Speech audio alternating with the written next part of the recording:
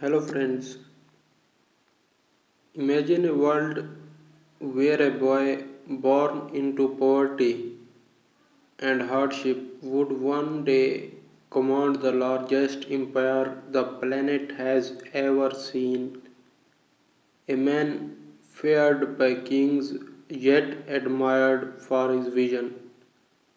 A warrior who rose from the endless grasslands of Mongolia to change the course of history. His name was Genghis Khan. Welcome back to History by HK, where we bring you the most incredible stories from the past. Today, we dive into the life of the man who built the greatest land empire in human history. Early life of Temujin 1162 to 1187. Before he became Genghis Khan, he was known as Temujin. Born around the year 1162 AD on the harsh Mongolian steppe, the Mongolian landscape was a world of endless grass, icy winters, and fierce winds.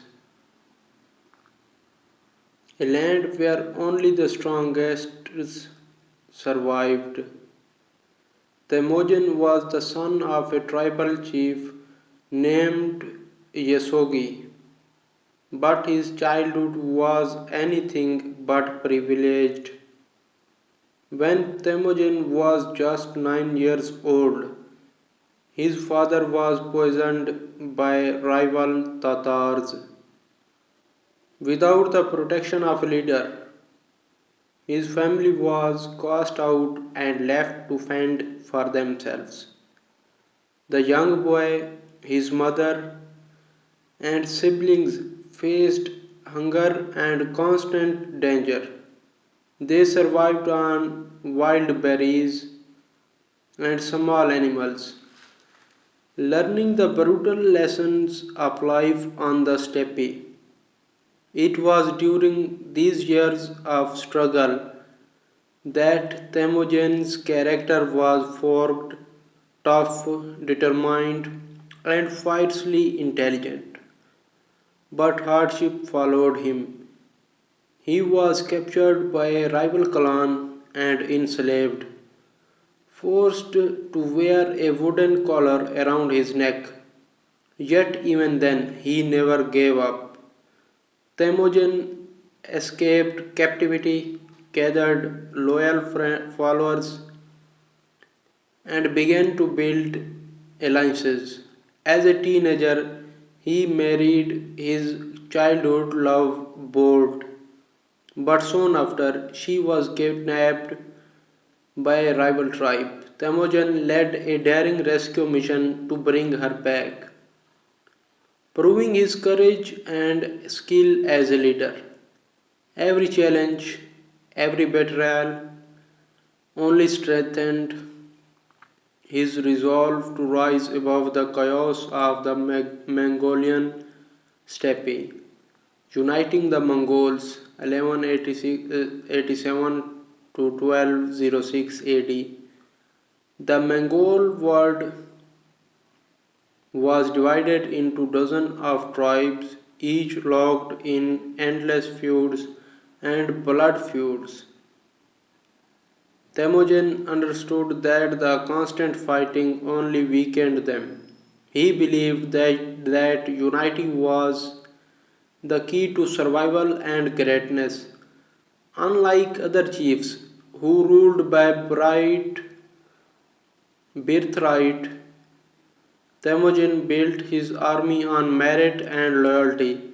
He promoted men for their skill and bravery, not their noble lineage. This revolutionary approach attracted talented warriors from all tribes. Through a combination of clever diplomacy, strategic marriages, and decisive victories in battle, Temujin slowly brought the Mongol tribes together. He rewarded loyalty but punished betrayal with ruthless efficiency. By the year 1206, after years of warfare and negotiation, Temujin called a great council known as Kurultai. There, the united clans declared him Genghis Khan, a title meaning universal ruler. This was more than just a name, it was a statement of ambition. Genghis Khan no longer aimed to survive the steppe, he aimed to conquer the world. Early conquest China and Central Asia in 1206 to 1220 AD.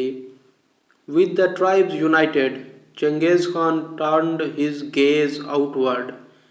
His first target was the wealthy and powerful Jin dynasty in northern China. The Mongol army was unlike anything the world had ever seen. They were masters of horseback warfare, able to ride for days without rest.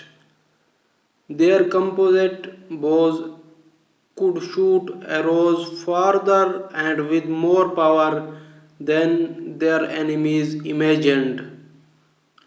And Chengiz employed brilliant tactics, feigned retreats to lure enemies into traps, lighting fast cavalry attacks, and carefully planned sieges of walled city. The Jin armies, though larger, crumbled before the Mongol onslaught. City after city fell, and the riches of China filled Mongol coffers. But China was only the beginning. In 1218, Genghis Khan turned westward toward the Khwarizm, Khwarezmian Empire, a wealthy kingdom stretching across Central Asia and Persia. He initially sought trade, sending a caravan of merchants. But when the Shah of Khwarizm murdered the caravan and even killed Mongol diplomats, Genghis Khan's response was swift and merciless. His armies crossed the desert and mountains, destroying cities like Samarkand and Bukhara with a ferocity that shocked the Islamic world. Stories spread of Mongol riders who seemed to appear out of nowhere, striking terror into entire populations. Yet this terror was not without purpose. Genghis Khan used fear as a weapon. Cities that resisted were destroyed, but those that surrendered were spared and often welcomed into the empire. It was a psychological warfare at its most effective, governing the empire. Genghis Khan was not merely a conqueror, he was a visionary statesman. To govern such a vast and diverse empire, he created a legal code known as the Yasa, which enforced order and discipline among his people. He established a merit based administration where talent and loyalty mattered more than noble birth. He encouraged religious freedom, allowing Buddhists, Muslims, Christians, and others to worship freely, a remarkable policy for the time.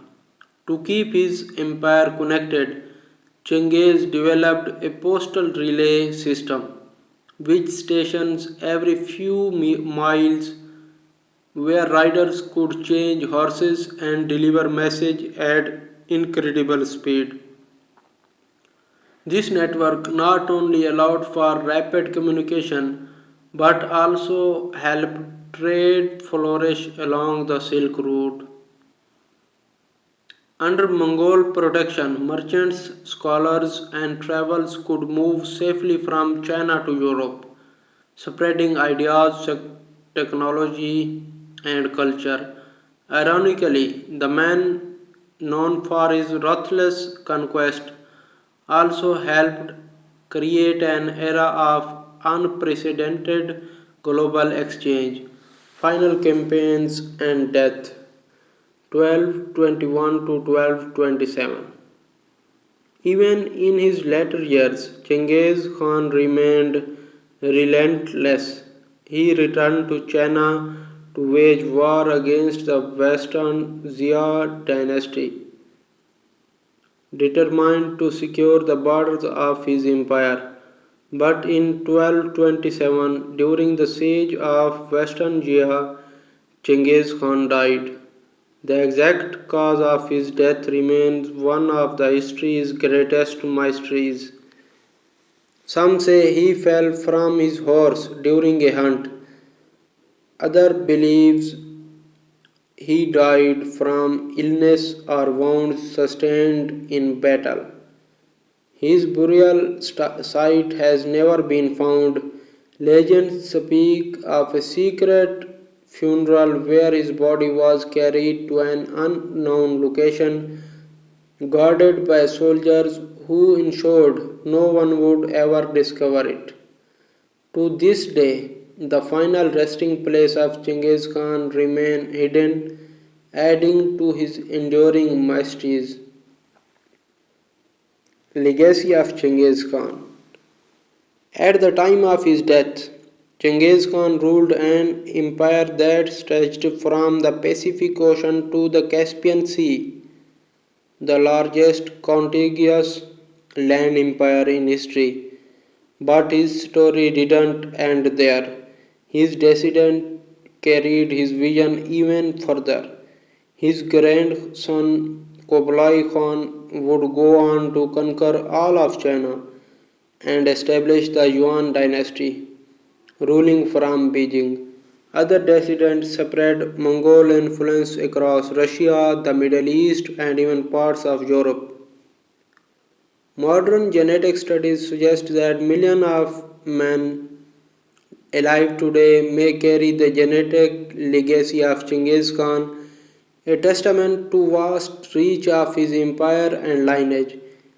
His empire on the world is complex. To some, he is remembered as a brutal conqueror responsible for the deaths of millions. To others, he was a unifier who promoted trade, communication, and cultural exchange across continents.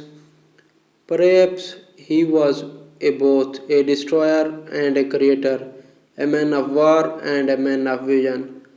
Conclusion of this whole conversation. Genghis Khan's life is the story of resilience, strategy, and ambition without limits. From a poor outcast on the windswept Mongolian steppe to the ruler of greatest empire of the world has ever known, his journey reminds us of the extraordinary heights a single human being can reach.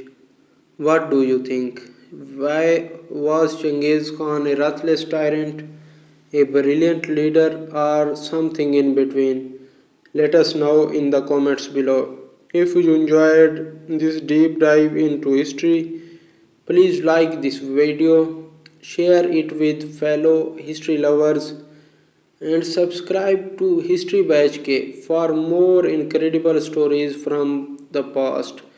Thank you for watching, and until next time, remember history is not just about the past, It's the story of how we become who we are today.